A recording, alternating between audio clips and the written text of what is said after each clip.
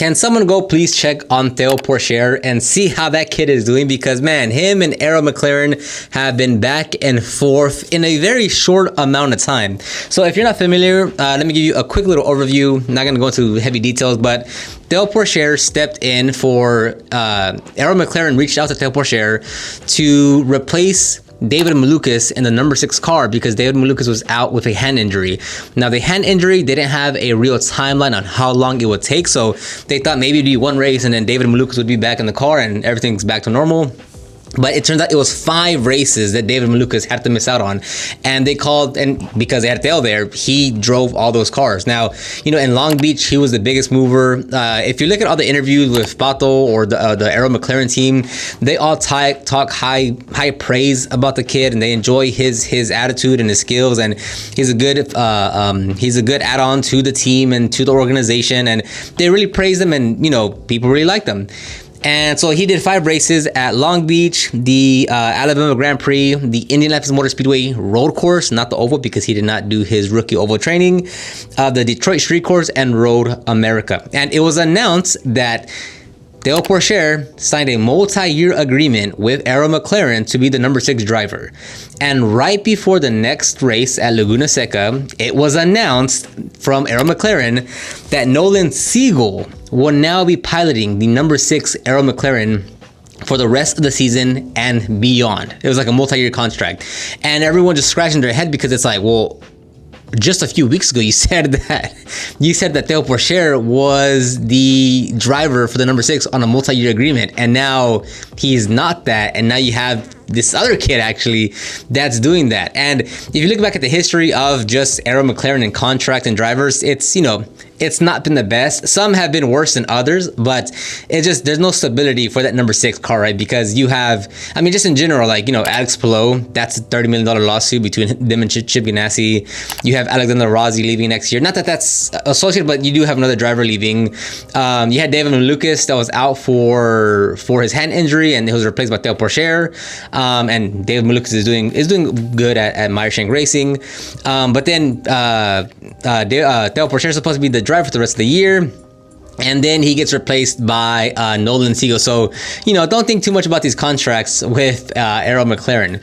Now, he did have a interview with a French publisher talking about his experience and maybe why he doesn't have a full-time seat.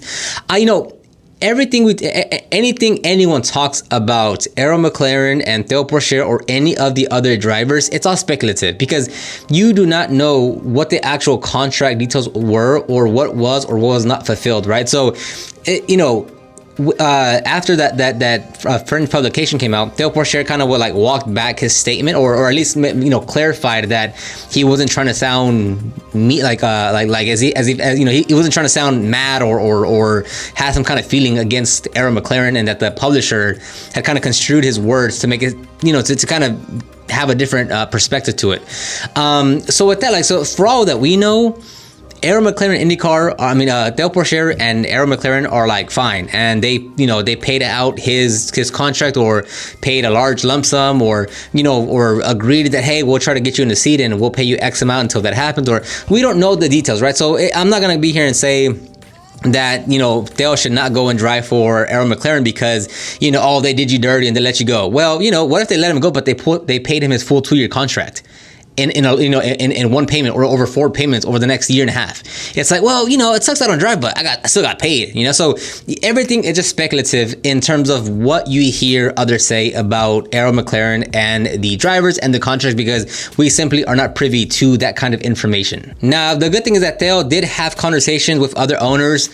Sauber themselves have came out to say that they are proactively working to find Theo another seat in IndyCar, and the problem with Theo is, I don't know if Sauber is paying any money, or because you just can't be talented. You have to bring money. So maybe money was a big issue, or maybe that's a big issue. But if an organization can find a driver that also brings money, well, that's going to be a better fit than someone that doesn't bring money and is just talent. So Sauber did say that they were proactively looking for another seat for Theo to be in IndyCar. So that's fantastic to hear. I'd love to see him still be in IndyCar, because he was good for the few races that he had. He shows a lot of talent. So it'd be cool to see him on the grid. ahead. Now, fast forwarding all the way to Toronto, Alexander Rossi hits the wall, breaks his thumb, and now he's out of the race. Now, they caught, it's announced a few hours later that Theo Pourchaire will pilot the number 6 car. He's going to miss practice 2 and will dive straight into qualifying, which is actually on right now, and we'll see how it goes. Now, again, it's going to be so, funny if Alexander Rossi has to miss like 2 or 3, well, there's only 4 races left, right? If he's out for 2-3 races and Theo, just keep on driving for us now, right? Now again, we don't know the relationship. We don't know if there's good or bad blood, or if they're throwing like a bone to Theo to kind of stay quiet about any wrongdoings or any bad relationship. I don't think that's the case. It just makes sense to have Theo, because he's already driven 5 races. He's, he was starting to get acclimated with the team. Whereas if you call him Ilott or someone else, you just don't have that, 5 races isn't the biggest relationship builder, that you can have, but it is a lot more than if you call up any other driver. So it makes sense in that regard.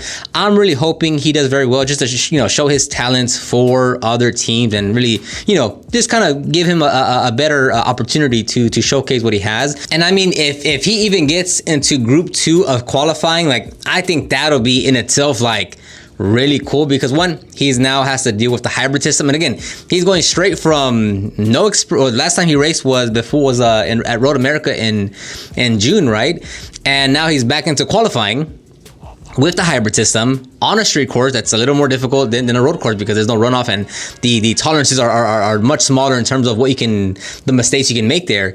And I mean, this is his first time on the track. He's never done Toronto in the IndyCar, and I don't think in any other series at all. So I mean, never been on the track, hasn't dealt with the hybrid system in IndyCar, let alone not many else. But he hasn't done any testing on it. He hasn't driven an IndyCar in over a month, and it's if he qualifies in the top 20, that's already a lot better than other drivers. If he finishes in the top 15 on race day, that in itself will be okay, someone needs to pick him up because he has some talent. So anyways, IndyCar qualifying is literally on right now at the side of me. I'm gonna go ahead and watch that. Let me know what you think about this whole Theo Pourchaire, Arrow McLaren. I don't have any feelings towards it in terms of bad, because it's just, we don't know what the behind the scene talks and conversations and contract, we just don't know that. So I'm not going to assume the worst or assume some type of negative anything, because I'm just literally making assumptions with no kind of actual information, right? You can look at Pelot and stuff, but every contract, every situation is its own specific thing. So I just hope that Theo Pourchaire performs well. He puts on a good, qualifies good, moves up good, has a good race, and just, hopefully that leads to more opportunities for him.